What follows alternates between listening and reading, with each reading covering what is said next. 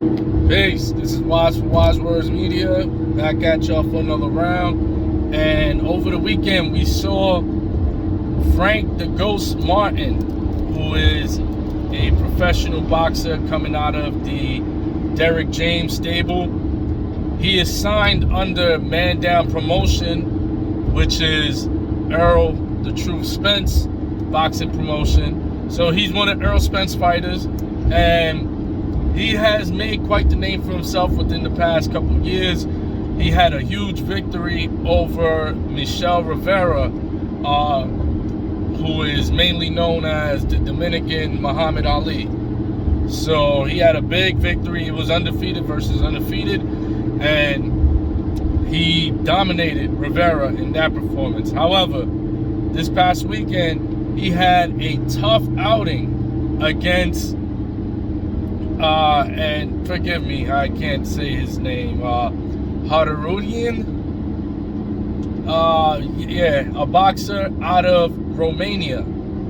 And his style, first and foremost, he was a top 10 boxer in the lightweight division. He was ranked number 8 by, I believe it's WBO.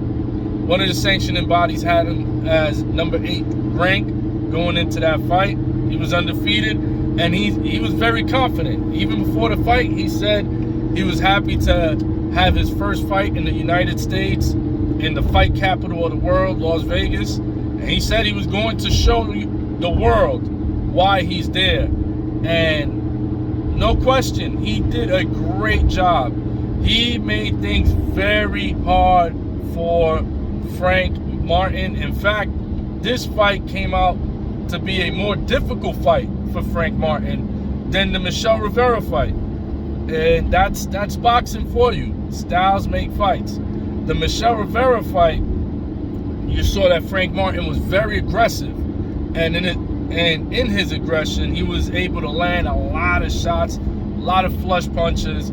He even got Michel Rivera to be a bit gunshot, which is something you never expected.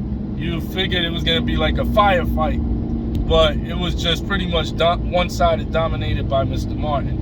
However, this fight right here, I don't know if it was the height that bothered him,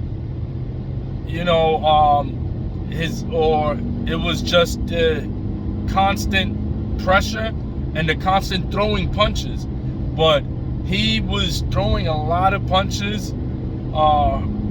Harutyunan, he was throwing a lot of punches, and he was bothering Frank Martin throughout the fight. Even leading up to like the championship rounds, they showed the stat, and he had more punches landed than Frank Martin in several rounds, not just a few. Like, he was, according to like the landed, and even Steve Farhood, the unofficial judge for Showtime, he even had him beating Frank Martin. But in true championship fashion, Frank Martin stepped it up when he had to. Credit to Derrick James, the best trainer in the game today. Won Trainer of the Year. Should have won Trainer of the Year for the past 2 years or so. But Derrick James, one of the best between him, Bomac, and a few others. He kept it real with Frank Martin. He didn't do the, let me give him what he wanted to hear. He said, man, you better step it up. You better start throwing some punches out there. And Frank Martin did just that. I believe he gave him his wake-up call in between the 9th and 10th round. So going into the 10th round, he said that to Frank Martin, and did Martin ever respond? He got out there in the 10th round and put on an onslaught. And if he would have fought more aggressive like that, he probably would have knocked him out, because he ended up eventually getting it knocked down. He knocked down his opponent in the 12th round. He ended up taking a knee because his eye was shut and he couldn't see. So he just wanted to survive. He wanted to take off at least 8 seconds, 9 seconds from the clock by taking that knee. Smart move. And that helped him survive to the end of the fight. But if Martin would have been a little more physical, pressing the action a little more, he probably would have got him out of there a lot earlier.